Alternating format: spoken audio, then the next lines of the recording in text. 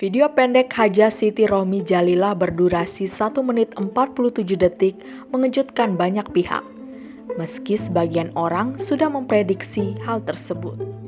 Rohmi menyatakan maju sebagai calon gubernur NTB dan menggandeng Haji Musyafirin yang merupakan Bupati KSB 2 periode sebagai calon wakil gubernurnya. Menentukan sikap pada dua pilihan ini, bagi Rohmi bukanlah perkara mudah, di tengah riuh keinginan tetap berduet dengan Dr. Zulkifli Mansyah untuk periode kedua. Apa dan bagaimana pertimbangan pribadi Siti Rohmi Jalilah? Berikut wawancara eksklusif dengan NTB 1 di kediamannya di Pancor, Lombok Timur.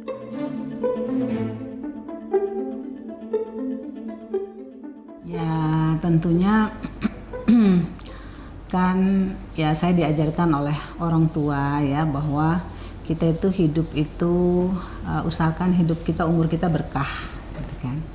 Ya namanya berkah itu bermanfaat untuk orang banyak gitu. Bermanfaat lah. Kita punya ilmu kita manfaat gitu kan. Jadi ya saya melihat memang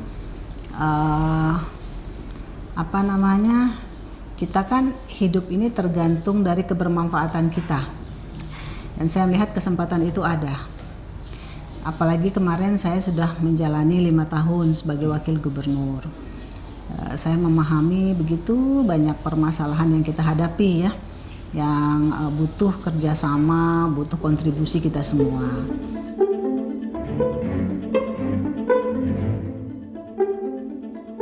Jadi kalau kemarin itu kan penegasan, ya kan, bukan deklarasi. Kalau penegasan bahwa saya akan maju sama Bapak Haji Musyafirin. Kalau deklarasi tentunya nanti kita akan pastikan. Yang jelas saya sekarang belum bisa memastikan kapan itu akan dilaksanakan.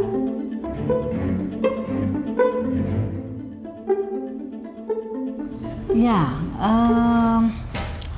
saya merasa cocok saja kan. Sebenarnya memang sama Dr. Musyafirin ini bukan sesuatu yang direncanakan lama ya.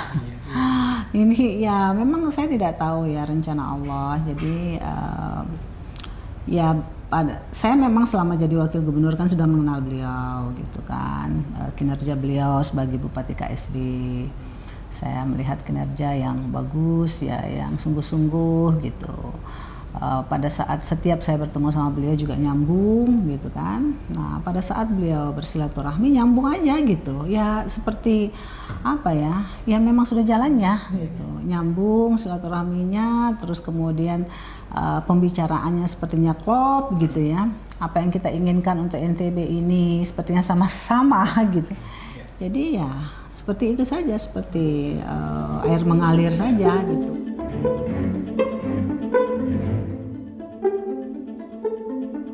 Ya insya Allah sudah. Karena memang ya alhamdulillah ya teman-teman semangat semua. Ya saya sangat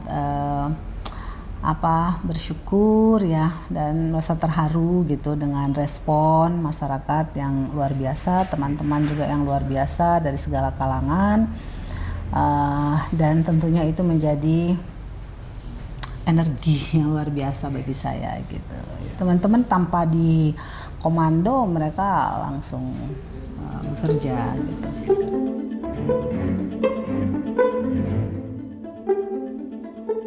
Kalau partai politik ya terus kita jajaki. Memang semua belum fix ya kan, tapi sudah ada gambaran yang fix lah gitu. Cuman mungkin saya tidak bisa sampaikan di sini. Yang jelas Bapak Haji Musyafirin kan kader PDIP, saya kader Perindo gitu. Tapi saya melihat komunikasi politik ini untuk partai politik ini sangat positif.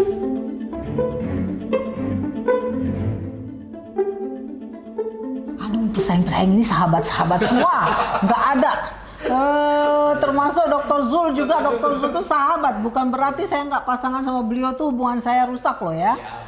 saya tuh paling ini gitu. Tetap aja mereka adalah sahabat-sahabat semua yang hebat-hebat juga.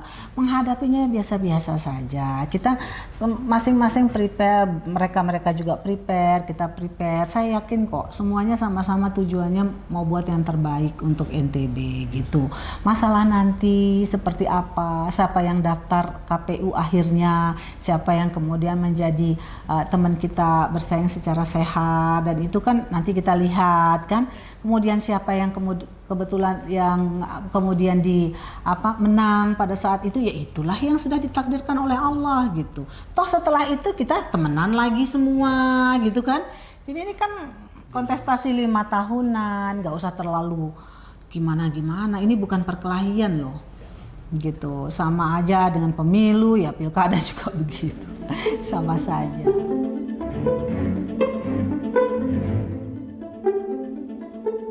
Ya, saya melihat masalah-masalah mendasar ya.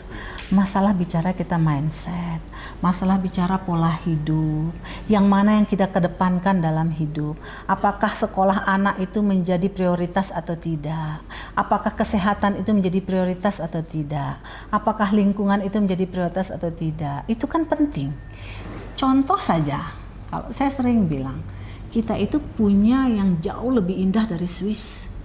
Itu Sembalun itu jauh lebih indah dari Swiss. Kalau saja lingkungannya tertata, tidak ada sampah, tidak ada orang sampah di sembarang tempat, semua bersih, kampung tertata dan seterusnya, semuanya keamanan segala macam dan ditata dengan baik, itu lebih indah dari Swiss loh.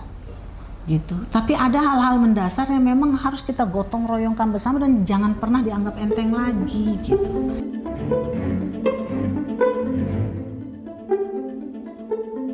Iya memang. Nah, maka itu hal-hal mendasar kan.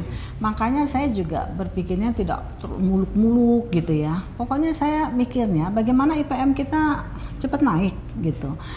Nah, contohnya saja stunting misalnya. Pelan tapi pasti dengan revitalisasi posyandu kita kan yang paling cepat penurunan angka stuntingnya di Indonesia.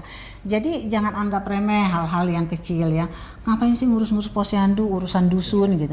Tapi nyatanya itu memang signifikan gitu menurunkan angka stunting gitu. Terus terang saya ini mengingat itu gitu. Saya harus lanjutkan itu hal-hal yang mendasar, yang selain ya hal-hal baik lain juga yang tentunya apa-apa yang baik harus kita lanjutkan lah gitu. Bagaimana supaya masyarakat NTB tidak boleh ada yang nggak sekolah anak-anaknya gitu, tidak boleh putus sekolah gitu kan. Kemudian bagaimana seluruh masyarakat NTB mendapatkan layanan kesehatan, nggak boleh ada yang orang harus dapat BPJS kok nggak ada BPJS-nya, itu kan aneh. Kita kan berkutat sama data yang nggak benar-benar terus gitu kan. Nah itu nggak boleh lagi ke depan.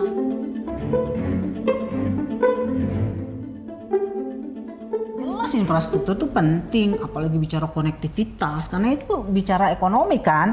Gimana ekonomi mau tumbuh bagus kalau konektivitas nggak bagus gitu kan, segala macam. Tetapi ingat bahwa SDM ya, bahwa lingkungan SDM itu hal yang sangat mendasar loh. Kita bicara SDM. Nah, yang lain-lain juga penting, semuanya kan simultan. Nggak ada yang nggak penting, tapi janganlah sepelekan ini gitu loh. Jangan terlalu prioritaskan ini sehingga ini tidak dipandang sehingga ini hanya dipandang sebelah mata. Saya rasakan kok gimana, Wagub jangan ngomong, bukan urusannya sampah. Sampah itu kan urusan kepala lingkungan, bupati wali kota gitu. Tapi saya happy justru berarti orang udah mulai peduli. Terus kalau orang ribut-ribut, ini ada sampah di sini, ini gimana sih Wagub ini gitu kan. Saya lucu malah, saya senang malah. Saya bilang sama teman-teman, ya itu namanya jangan sedih. Ya, karena kan memang bukan pekerjaan kita sebenarnya kan, kalau misalnya sampah ada di depan lingkungan memang pekerjaan domestik gitu kan maksudnya. Tapi saya merasa awareness itu mulai tumbuh, orang jadi mulai risih dengan sampah. Tapi please lihatlah ini sebagai sesuatu yang penting gitu. Itu jadi stresnya bukan berarti infrastruktur tidak penting, ya penting lah. Ya tidak berarti kita ngurusin ini enggak, ya bukan begitu. Tapi cara pandang kita, pandanglah ini sepenting yang lain. Jadi enggak ada sebenarnya yang perlu kita semua udah ada kok gitu. Sama kayak misalnya kita mengelola lingkungan, mengelola sampah apa segala macam. TPS 3R itu kan banyak banget dibangun sama PU. PR di mana mangkrak semua. Betul. Tidak ada itu. Dan itu kan setelah diserahkan ke kabupaten mangkrak kan. Coba cek. Jadi bukan masalah sarana prasarana. Dan itu memang tidak bisa membalik telapak tangan selesainya. Jauh lebih mudah kita menyelesaikan yang fisik-fisik itu kan makanya mungkin kurang populer ya kalau kita ngurusin yang begini-begini perintil-perintilan begini itu lama. Tapi kalau bagi saya sih populer nggak populer kalau masalah kalau masalah bakal kepilih itu ada di Lauhil Mahfuz. Yang namanya kita maju begini itu belum tentu menang juga. Ada kadang bisa menang, bisa kalah. Ya udah siap aja, mau menang, mau kalah ya siap aja. Tapi kan yang penting ikhtiar gitu.